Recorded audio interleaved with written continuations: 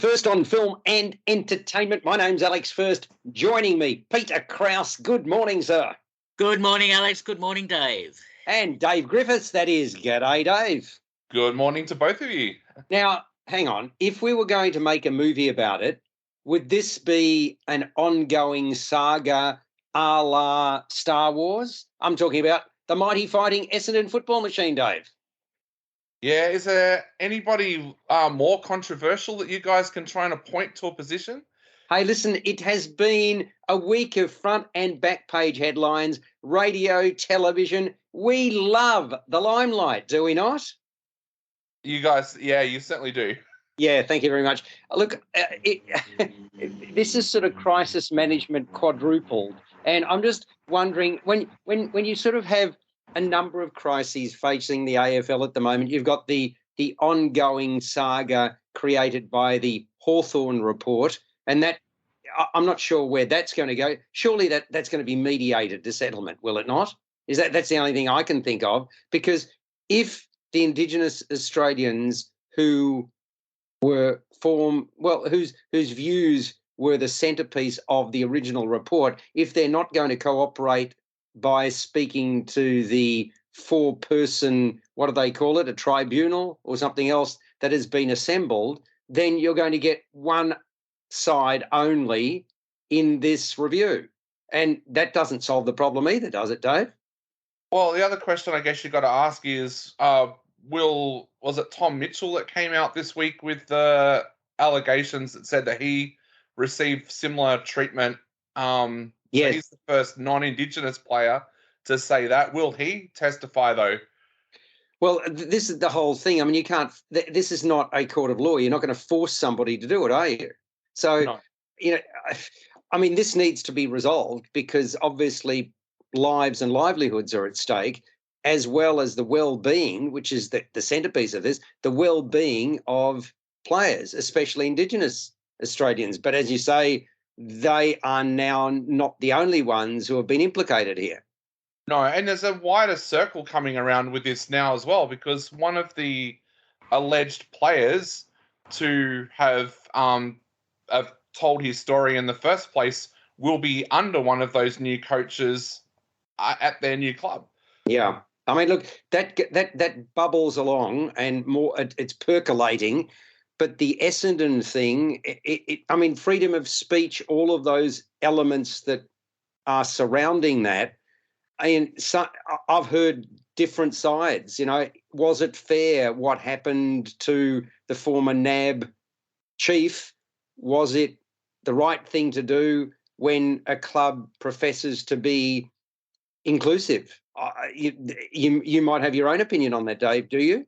Well, yeah, I do in a sense, because even religion aside, why would they appoint somebody to a position of power when he received such negative feedback when there was an investigation into his time at NAB?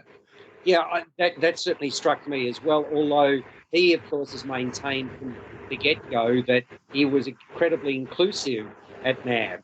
But, yes, there was that report, and you can't whitewash that. You can't push that under the table. So, and beyond that, I mean, he was charged with appointing somebody to that role. And then, of course, David Barham obviously expressed an interest in him putting his hand up. So, I mean, is the bloodletting at Essendon over? That's the big question. I don't know whether I don't think it is, to be honest. Well, I mean, there are calls now for David Barham to stand aside. So do you think that's going to happen? Oh, I think it has to, in a way, yeah. Well, I mean, the other thing that didn't happen at Carlton last year is that the whole board should have stood down, a number of people said. Does the whole board, do we have to start again at Essendon? That may be the way to go as well. Yeah. So anyway, that's enough. Peter, you're totally absorbed by all of this, aren't you? I can tell. This is personified. I will say one thing. I would be totally embarrassed to be part of a football team like Essendon that behaves in this particular way, and certainly publicly. And I think the whole AFL is tarnished by everything that's been happening of late. I just am so saddened by what's going on. Yeah, fair point. Fair point. I mean, really, it's if this wasn't real, it would be a very, very bad joke. And we are the butt of many, many jokes at the moment. And I can understand why. I just hope that imagine being a player, right? One of the players who is sitting back and watching all of this unfold. It would not be a pleasant experience. And of course, there are lots of memes that are floating around about this. I'm just trying to. I'm looking at my phone as I'm speaking because I sent a few of these out, and some of them are genuinely funny, but they're very sad. Because did you see the shovel? Do you guys follow the shovel at all, Dave? Yes. Yep. Yeah. There's been some beauties. Let's just leave it at that. Now let's talk about a couple of things. I'm going to start off with something that is not opening yet for a while. But I had the good fortune to see, and I asked whether I could talk about it, and I was told that I could. And then we're going to go on to talk about some of the movies and shows that are out and about at the present time. Peter, you're aware that the Jewish International Film Festival is just around the corner? Oh, yes, that's right. Right. And do you know the film that is going to open that? Armageddon Time. Time, yes. Yeah. Okay. So I'm going to give you an early sneak peek at Armageddon Time because it is a very, very strong opening night film. It's 1980. It's Queens, New York City. And a couple of sixth graders form an unlikely friendship that causes all sorts of friction. Paul Graff, played by Banks Rapetta, is from a good Jewish family who escaped oppression in Europe. African-American Johnny Davis, played by Jalen Webb, is from a broken home. He's living with his grandmother, who's increasingly ailing. She's suffering from dementia. Paul is a gifted budding artist, while Johnny, who is repeating grade 6, dreams of a future with NASA. Both fall out with their teacher, whose name is Mr. Turkeltaub, played by Andrew Polk, and the youngsters bond while being prevented from participating in gym with the rest of the class. Paul is particularly close to his grandfather, Aaron Rabinowitz, played by Anthony Hopkins, who's a principled man who thinks the world of his grandson and enjoys spending time with him. One day, Granddad opens up to Paul about the trauma experienced by his, Rabinowitz's mother, saw her leave the Ukraine and make a new home and life in America. Rabinowitz is the glue that binds this family together. Paul has a much more prickly relationship with his dutiful but overextended mother, Esther, Anne Hathaway, and his plumber father, Irving, Jeremy Strong. The pair of them have aspirations for Paul that don't match his own desires. As the boys' friendship develops, I'm talking about the two boys that I referenced, both Paul Graff and Johnny Davis, they find themselves increasingly at odds with authority figures. Meanwhile, Rabinowitz encourages Paul to be a mensch, and that's a Yiddish word meaning a person of integrity and honour. It's written and directed by James Gray, who did Ad Astra. Armageddon Time is a deeply personal coming-of-age story, a layered work of fine craftsmanship. And with it, Gray has revisited his own upbringing and created characters that inhabited his formative years. The film is characterised by a series of outstanding performances, starting with newcomers Rapetta and Webb. Now, they've been involved in different productions, but they're just making a name for themselves. I had the good fortune to interview the pair of them. Very, very impressive, very much so. So both inhabit their characters with distinction. There's a vulnerability about them which is authentic and captivating. Paul is just trying to make sense of a world where he knows he's different from other kids, and Johnny is alienated and hamstrung by racism and poverty. Anne Hathaway, bravura showing, knockout as a mother who's both caring and impatient. And Anthony Hopkins slots comfortably into the role of a grandfather who dishes out worldly wisdom. There is much about Armageddon Time that's emotionally wrought. It's a sensitive film about love and loss, about class, struggle and expectation. Many of the scenes stayed with me long after I exited the theatre. It's a movie that deserves to be seen. and appreciated for its insight into the American dream.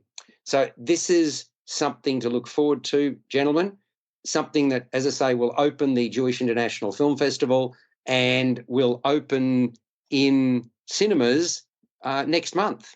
So, it's one I wanted to talk about because I think it's going to be, well, it'll be interesting to see come Oscar time whether this will be up there. That I'm giving it an 8 out of 10.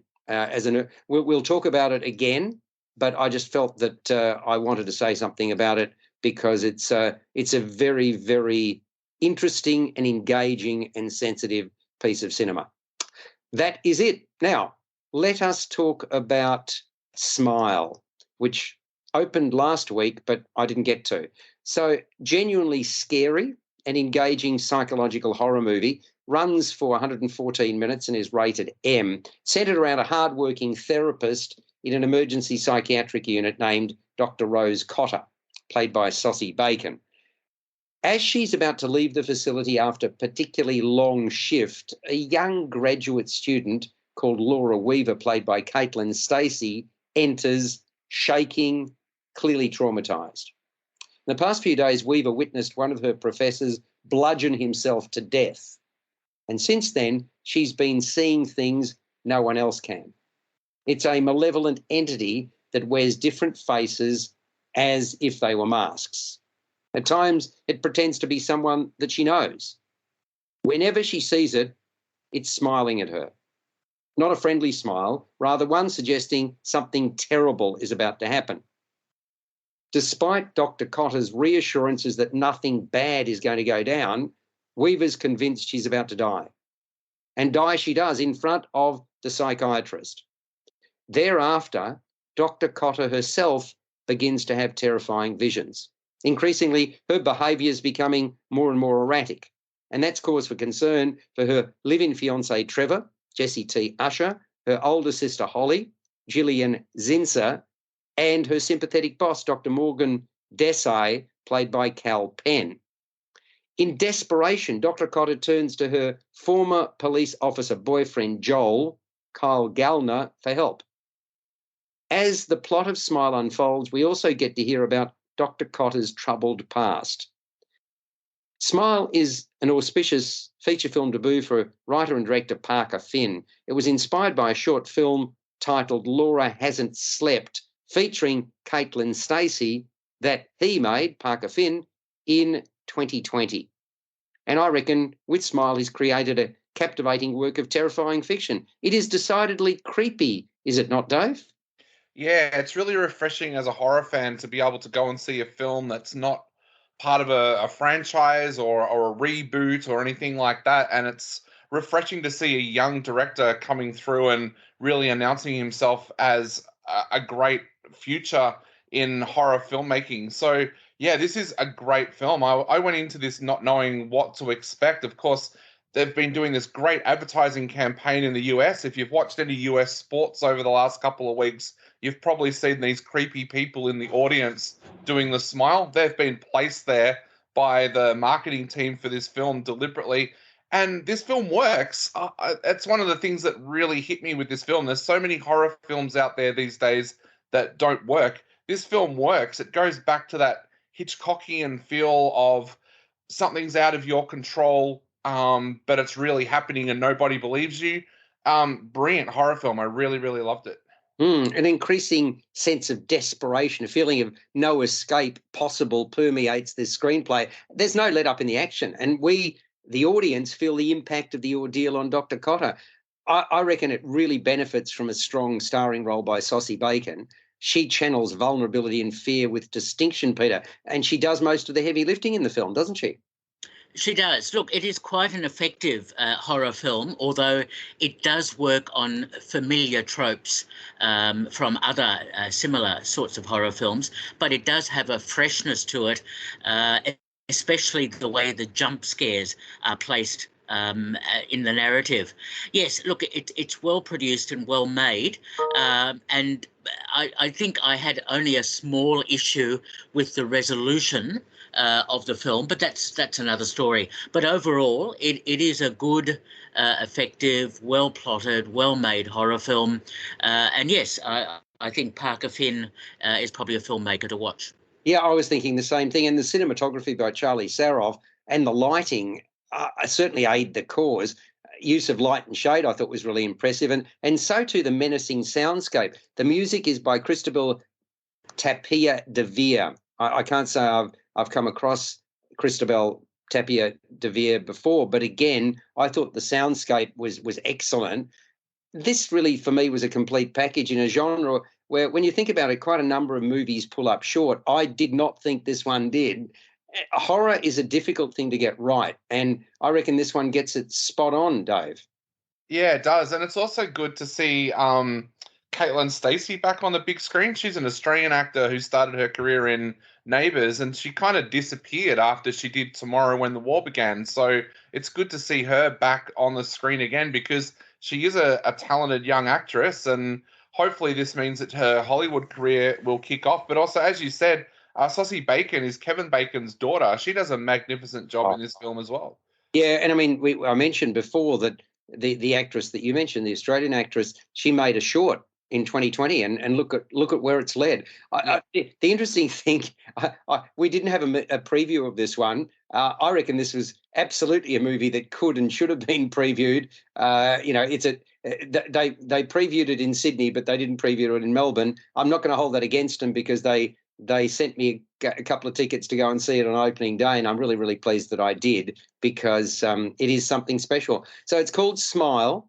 It's rated M, 114 minutes in duration. I'm going to give it an 8 out of 10, Dave. And you? Yeah, I'm giving it 8 out of 10 as well. Now, Peter, by the way you've spoken, you're not going to give it an 8. No. I think I had a few little issues with the last part of the narrative, but nevertheless, I think it's good, and give it 7 out of 10. Okay, well, it's still a decent score. Dave, you weren't with us last week. Don't Worry, Darling, we've spoken about, which opens this week, but we gave it a 1 week ahead of time preview. I'd be interested in your views. I'll just mention that it's got much in common with The Stepford Wives. It's a M-rated movie, runs for 2 hours and 3 minutes. Stepford Wives with Nicole Kidman came out in 2004, and really it's sort of this seemingly picture-perfect society, anything but, and women trapped in a sham environment. We've got Florence Pugh, we've got Harry Styles. They're a couple of the stars of the piece, along with Chris Pine. So what did you think? By the way, I mean, the director is Olivia Wilde, who also features in this movie, and the screenwriter is Katie Silberman. Now, both Wilde and Silberman worked together on a really clever comedy called Booksmart. That gives a bit of context to it all. What did you think of Don't Worry, Darling, Dave? Yeah, look, I found this to be interesting, because a lot of what I've read about this film and where it goes wrong seems to be centered at Olivia Wilde, and I don't think that's the case. I think the problem here was solely with the screenplay. I thought this started off as a really, really interesting film. It drew me in. I was kind of interested in this world that Alice and Jack live in. I was interested in what Frank, Chris Pine's character, was actually doing. Was he sus, or was it all legit? This film, though, falls apart for me about 3/4 of the way through, and it feels to me like the screenwriter didn't know how to answer a lot of the questions that people would have had about the world that she had created with this film.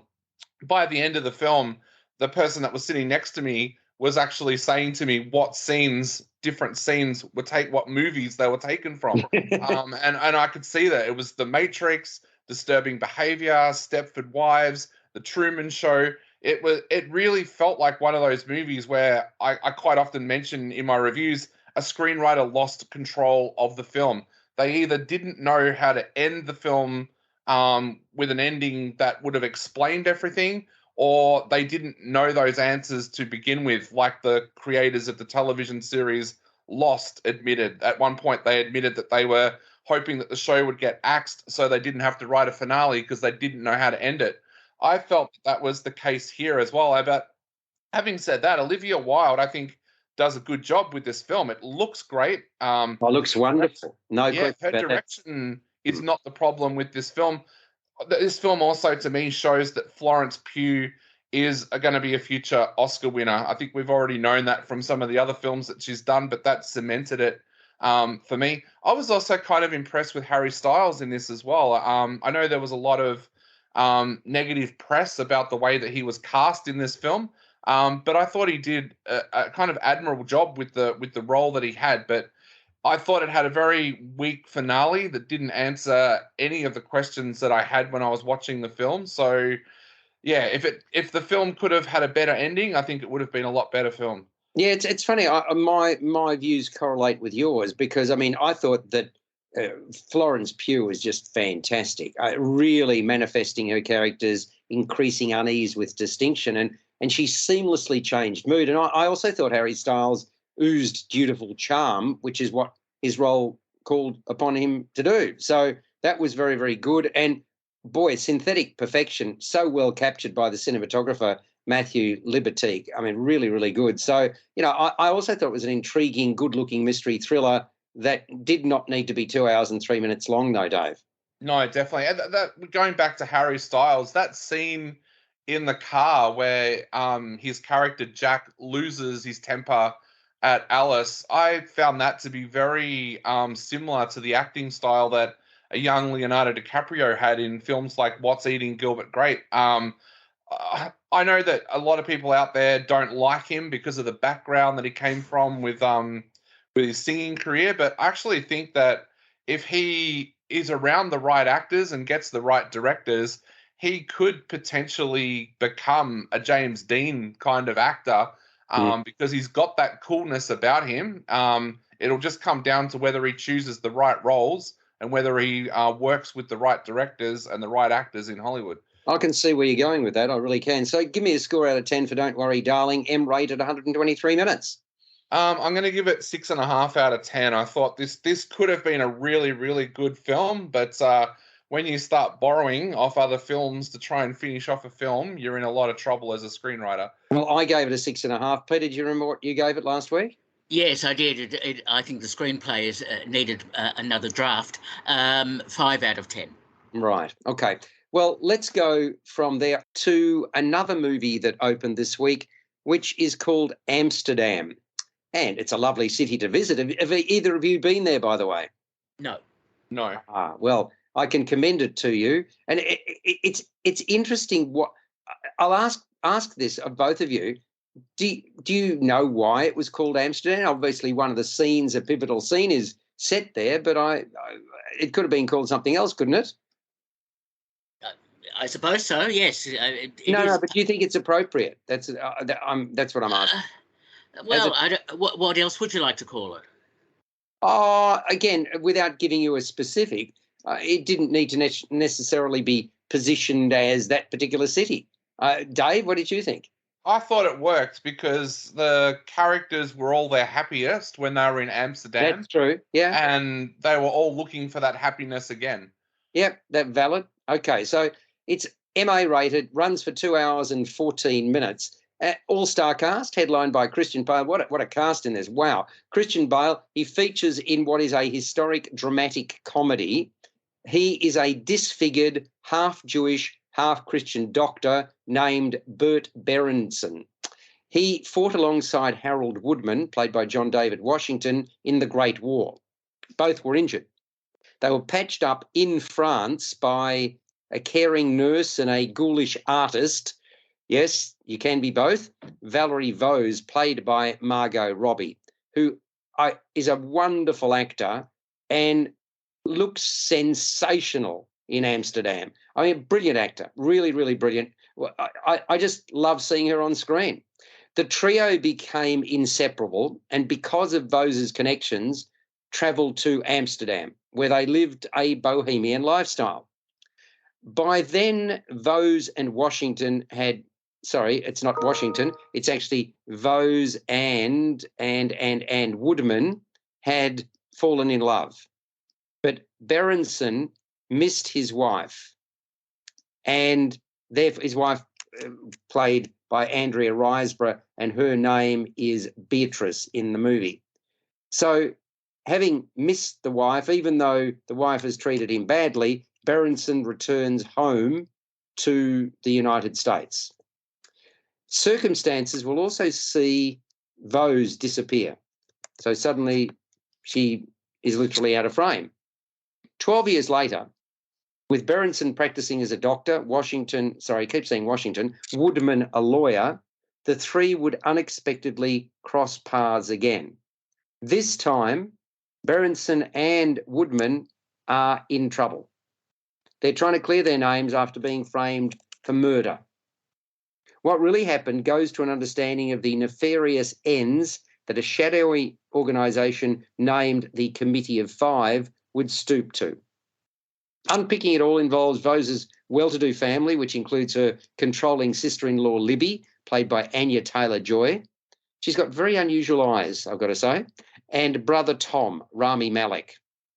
Also featuring a Zoe Saldana as an autopsy nurse, Mike Myers and Michael Shannon as spies, and Robert De Niro as a fated retired general.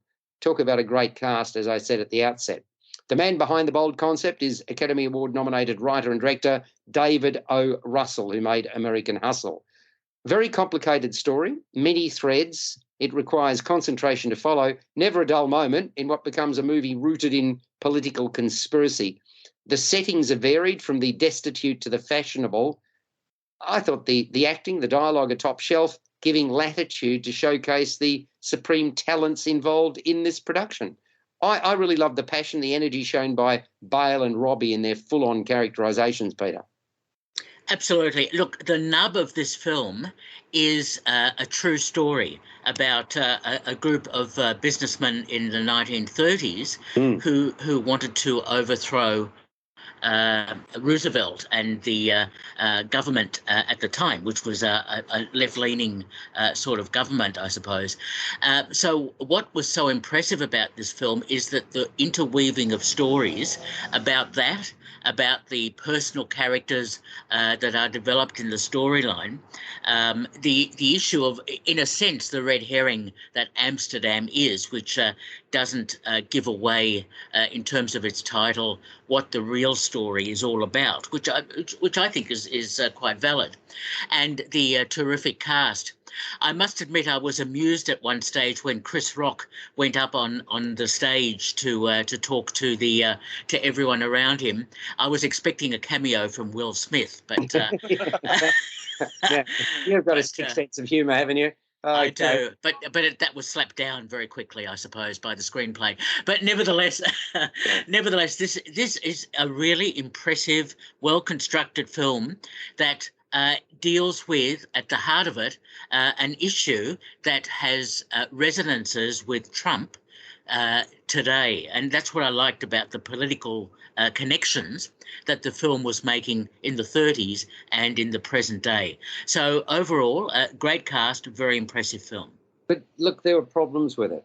Notwithstanding the positives that I spoke about, it outstayed its welcome. It became too caught up in its own complexities. And I thought it was too clever by halves. It didn't need to be 2.25 hours long, and it lost momentum in the third act. Less would have been more. It's good looking. It's highly adventurous. It pushes many of the right buttons, but it didn't come together as well as it could have, Peter. Look, I don't agree. I think it was actually a very good storyline that took its time, but I have no problem with that. I think running times of films are it's not really about the running time. It's about the script. And that's yeah, what I've said. Well, and I don't it wasn't an issue for me. It wasn't an issue. Okay. What about for you, Dave? No, I didn't find that an issue. The only thing I found an issue was there's a pretty glaring plot hole in there at one point that, if one of my first year screenwriting students handed that in, I would have said to them, go and fix that up before I pass you. But to me, I found it an interesting film, and I find it interesting what people are saying about this film. Everybody's comparing it to Wes Anderson, which I think is unfair because Wes Anderson is Wes Anderson and nobody else is Wes Anderson. No, but I mean, there's a quirkiness to it. There certainly is. Yeah, but that just means that David O. Russell has written a quirky script. I don't think he needs to be compared to a guy who's basically created his own genre. I liked the humor of this film. I thought there was times throughout this film where humor was a great way of getting across the points that Russell was making. I actually really applaud Russell for the way that he touches on so many sensitive topics in this film, from mental illness through to racial relationships, but does it in such a way that you never feel like you're being preached at as an audience, but it's there for you to take notice of. I love the characters that he's created. You mentioned Mike Myers and Michael Shannon's characters. You almost want a spin-off movie of theirs or a TV series or something. Yeah. A buddy type film, yeah. Yeah, all of his characters come together so well. The only fault that I had with the movie is, like I said, is that one plot point where I was like, are you kidding? Have you forgotten about a scene earlier? The rest of the film worked wonderfully for me. Oh, that's interesting. Yeah, I'm going to give it a lower score than you guys then. What are you scoring it, Dave? I'm going to give it 7.5 out of 10. I know I shouldn't be harsh on things like that, but yeah, I just find it really weird that such a huge plot hole could find its way through to the final. Yeah, and we can't really say what that plot. No. So we're going to be a bit sensitive about that. What about you, Peter? Look, I really enjoyed the film and watched the roving eyeball in the film, but no, I really liked it, and I thought that it worked really well, and I gave it 8 out of 10. Wow. Okay, so I'm going to lowball this, guys, compared to what you've done. I'm giving it a 6.5 to 7, and that's because I did have some struggles with it, and I really wanted to like it more. I'm not in any way suggesting that it isn't worth seeing. It is, and again, it shows. I mean, the acting talent is about as good as you've seen in a film for a long, long time. So it's MA rated, 134 minutes, and it is called Amsterdam. So go along and see that one. The other thing we should talk about is a lot of plays and theatre and all that sort of stuff today. I'm going to last night I went along and saw Romeo and Juliet. Now, I mean, we've seen movie adaptations of this. We've seen. Have you seen it on stage as well, Dave? Have you? I have. Yes. Yep. Yeah. So I mean, I can't.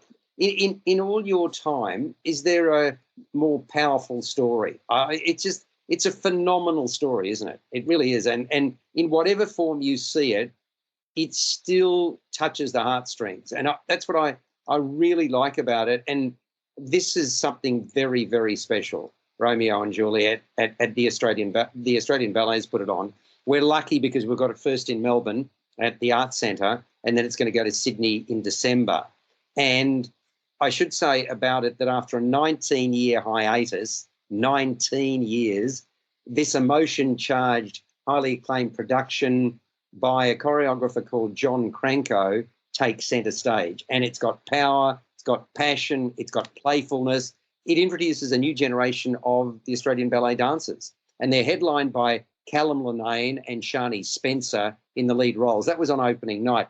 I thought it was really something special. And when I say opening night, I think I said last night, it would have been the night before. But it's a knockout. The virtuosity, the engagement in the performances make it a night to savour. Sergei Prokofiev's magnificent score, which lays out the story of young love and tragedy, is as masterful as it gets. It's timeless. It's beautiful. There's a guest conductor called Jonathan Lowe, brings out the very best of Orchestra Victoria. The opening with the carefully choreographed sword fighting in the marketplace in Verona sets the scene for the tumult that will follow. The feud between the Montagues and the Capulets is on full display as these star-crossed young lovers fight for the right to be together forever.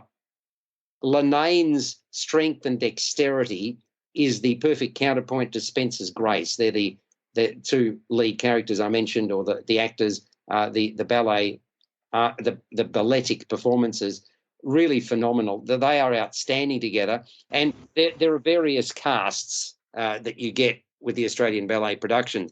Adam Bull impresses as the hot-headed Tybalt, as does Brett Chenoweth as the volatile Mercutio.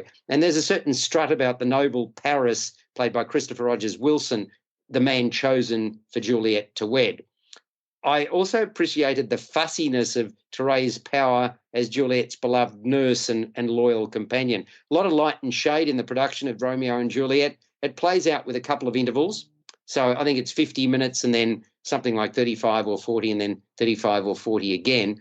The celebratory environment in the marketplace at the start of Act 2 is a case in point. There's merriment aplenty with colourful, harlequin-like costuming, hand clapping and tomfoolery.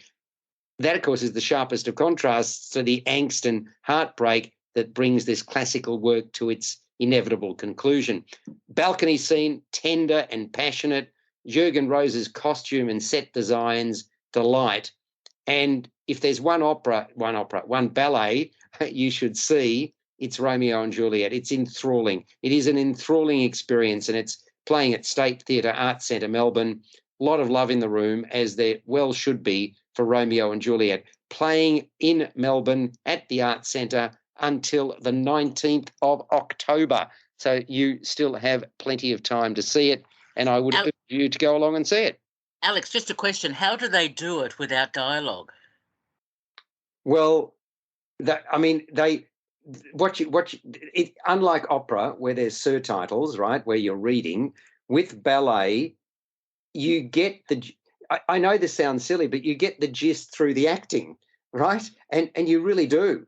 I didn't read anything about it, right? Okay, I've seen various versions, but I then read it afterwards. That's what I tend to do. Most people don't. What happens is you can download the synopsis. As you enter the theatre, it's a really good question on your part, Peter. As you enter the theatre, the whole synopsis is laid out for you, right, on screens. And you can download this as well, the full synopsis, and it goes through the various acts, right? So you can, and there are numerous scenes, but it goes through in quite some detail as to what the story is all about. But I think that's the challenge also. Where do you want to read all about it before you go in? I'm somebody, like, if I go on holidays, I don't want to have seen everything there is to see about, I don't know, let's say the Arc de Triomphe. I want to actually see it. I don't want to see everything there is to see about India on YouTube. I want to see it for real. So do you want to read about something, and will it aid your understanding? It probably will. But I'm somebody who I want to experience something in all its grandeur. And for me, it's not about reading it. It's about seeing the performers on stage doing what they do. How do you feel? Have you ever gone to ballet or not, Peter? No, I haven't, but it's hard for me to imagine. I understand the way you've described it, but if we go back to the original Shakespeare, so much of it is dialogue driven, and I know that we are also familiar with the story, and yet I would probably be wrestling with the notion of something that's presented without dialogue that we're supposed to interpret from the way the dancers are performing. Yeah, I don't know. Well, it's interesting also, the realistic, that the sword fighting was absolutely sensational. How they choreographed that. It wasn't just a little tap here and a little tap there, I assure you. It was, if you were seeing a swashbuckling adventure, that's what I was thinking of while I was watching this. Dave, have you seen ballet or not? I have. Actually, when I was doing, when I studied drama, I actually had to put together, it wasn't ballet, but I had to put together an interpretive dance based on either a film or theatre. So I know how hard that is to actually get the story across without doing any dialogue or delivering any dialogue at all. So, yeah, I've always enjoyed going and watching productions like this where they do that for like a full 90 minutes, not just a 10-minute piece like we had to do. Exactly. Well, how do you feel do you read about something like this before you go, or do you not? No, not normally. It would be interesting for me to see Romeo and Juliet because Shakespeare is one of my favorite writers, so I've read everything that he's ever written. So I'd probably get more out of it this time because I would know the story back to front. But no, I haven't in the past when I've gone to see something. Okay, well, I would highly commend it to you. I mean, Nadine, my wife, really enjoyed it as well, and the people around me, I mean, they're just glowing in their praise, which is terrific. Now, this is a difficult one to talk about because it's now finished. I dare say it'll come back. It finished last night, but it's something that I really like, and I'm going to ask both of you about this in principle. When you really like a particular writer and you like the work of a writer, and then you go along and you see something and you're disappointed. Has that happened to either of you? Peter?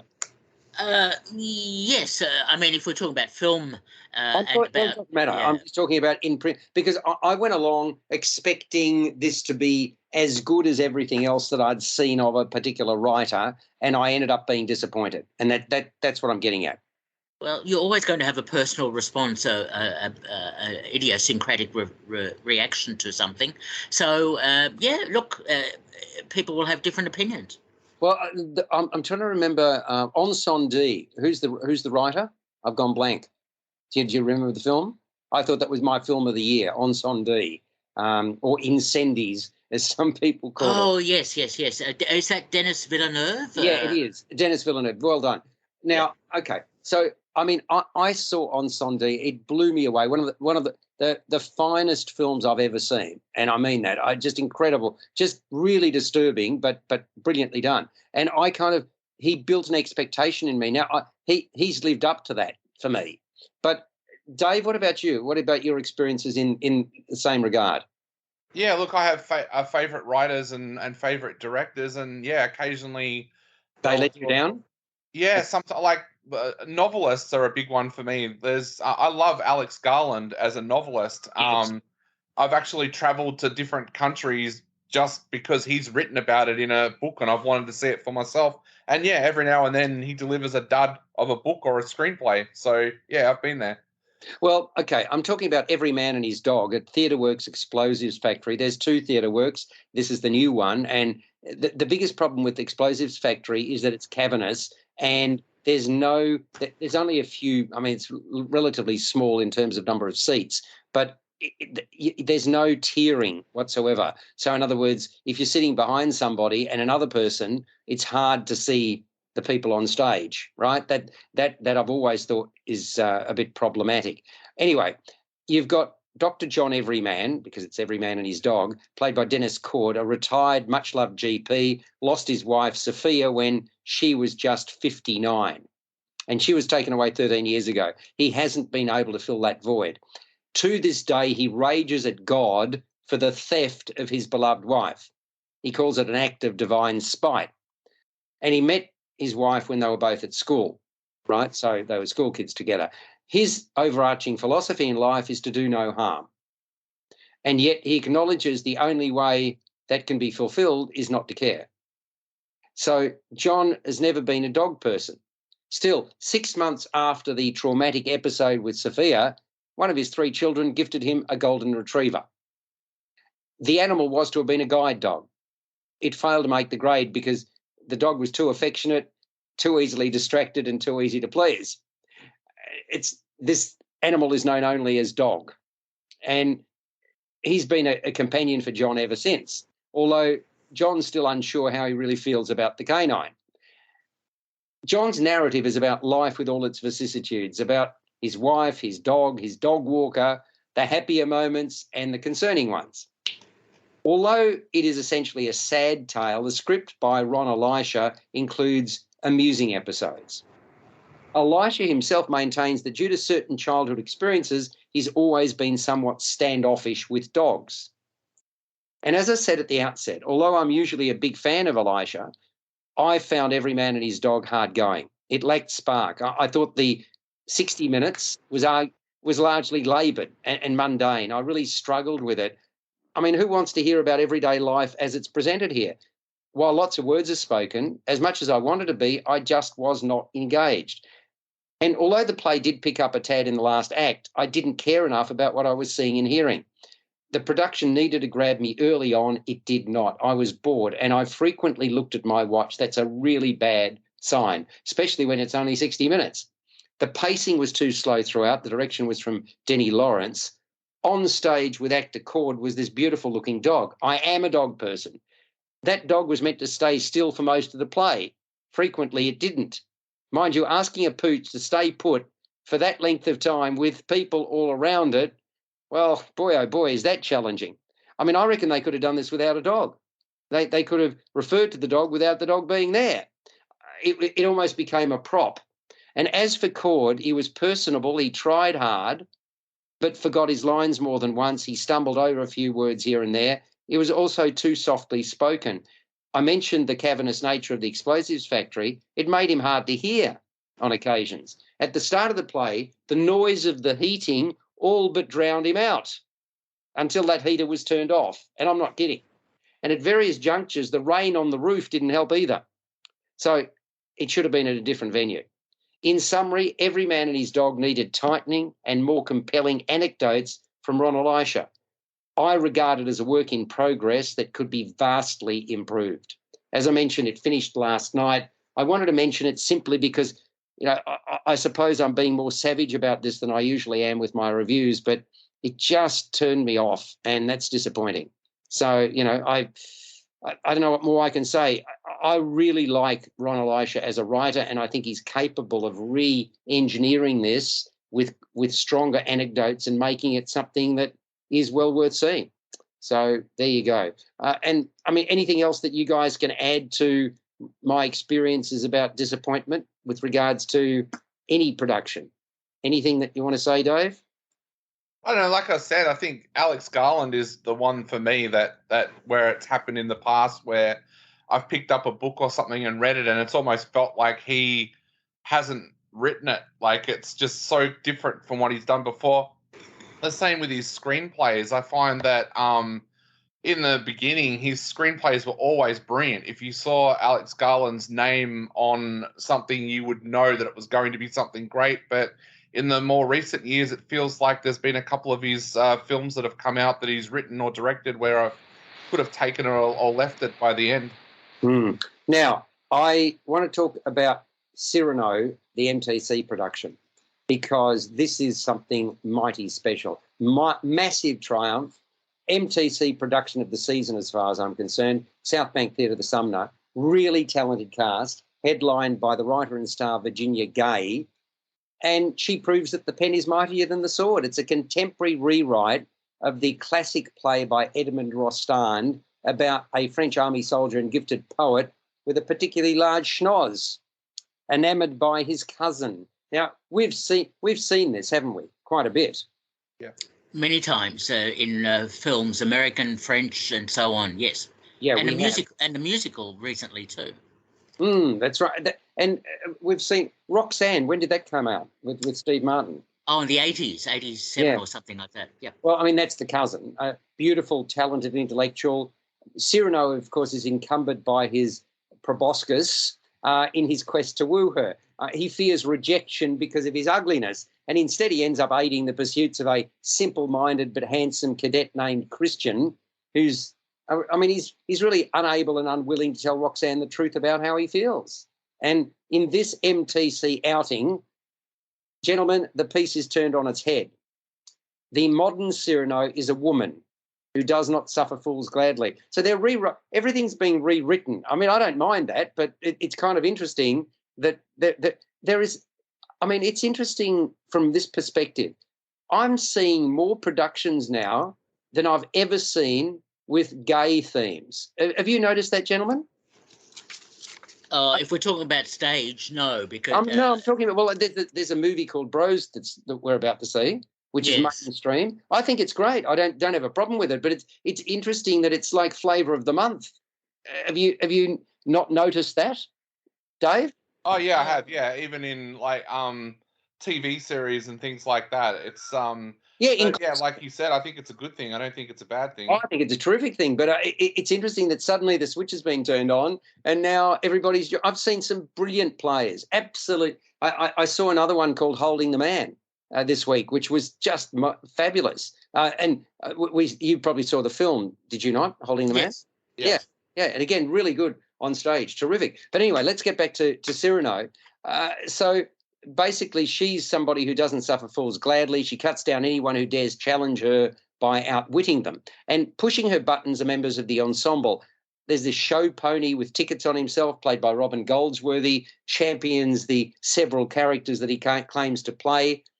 Another is much more measured, Milo Hartill, voice of reason. And then there's the no-name timid woman, Holly Austin plays her, who's readily pushed aside, who cowers in fear at Cyrano's vitriol.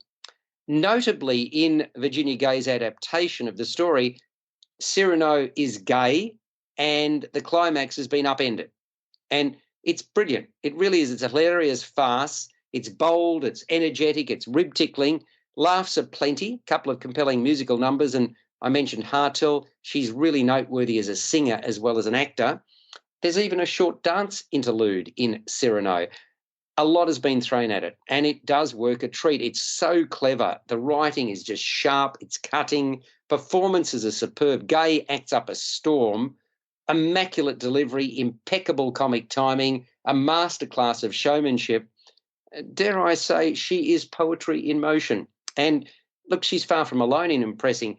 Supporting cast don't miss a beat either. Tuli Narkle brings enviable light and shade to Roxanne. Hartill, we've mentioned, showcases her all-round vocal skills as well as her acting chops. And Goldsworthy's hyperbole is a winner. Facial expressions and body movement are two of the keys to Austen's successful characterisation. And then you've got Claude Jabor, skillfully straddling the requirements of a fated Adonis with a decidedly stunted vocabulary. He plays the muscle-bound Yarn, drawn from the name Christy Arn. There's a set designer called Elizabeth Gadsby. She's made much of a backstage setting brought to the front of house. Great direction, marvellous direction from Sarah Goods, musical direction from Zani Kolak. I reckon this is one of MTC's finest works. Cyrano, well worth rushing to see. The talent involved is top shelf. Playing at South Bank Theatre, the Sumner, until the 29th of October. So it's one of those that keeps coming back. I mentioned Romeo and Juliet at the very start as a frequented production. So is Cyrano de Bergerac. So, you know, all of us have got afflictions. Some people have got bigger noses than others. That's just the way it is. That's the way of the world. That's how we were born. So that was that. And as I mentioned, there's some really good productions going on. Red Stitch Theatre, Melbourne Theatre Company. You've also got, Chapel Off Chapel is sort of, it's just such a great venue for theatre. And you can actually park there now. They've taken a year or more to get the car parking redone, and it's good. It's really, really good. So, folks, there's a lot of good stuff that's out there to see when it comes to whether it be film or theatre. Exhibitions are plenty. There was my wife went to see a Van Gogh exhibition at the, I think it was at MSAC. Really, really good too. I haven't seen it. I'm hoping to see it. I think last day is tomorrow. Have either of you seen that, the Van Gogh exhibition? No. No? Okay. So, again, there's just so much happening in Melbourne. The place is buzzing again. It's interesting that officially this week the Premier has declared that the emergency is over. Is that a good or a bad thing? I'm not sure, but there's an election around the corner, isn't there, Dave?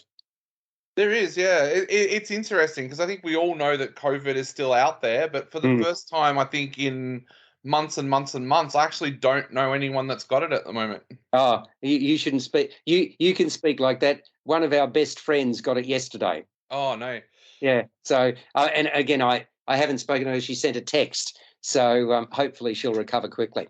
We are at the end of the program once again. Dave Griffiths, thank you so much for joining us. And Peter Krause, your views and mine weren't too disparate today. So have you been taking happy pills? I smiled a lot. Ah, very good indeed. Yes, indeed. Well, we can end on that note. I mean, if you haven't seen horror before, yeah, this one's pretty chilling, but it's a damn good film. Go and see Smile. You've been listening to First on Film and Entertainment.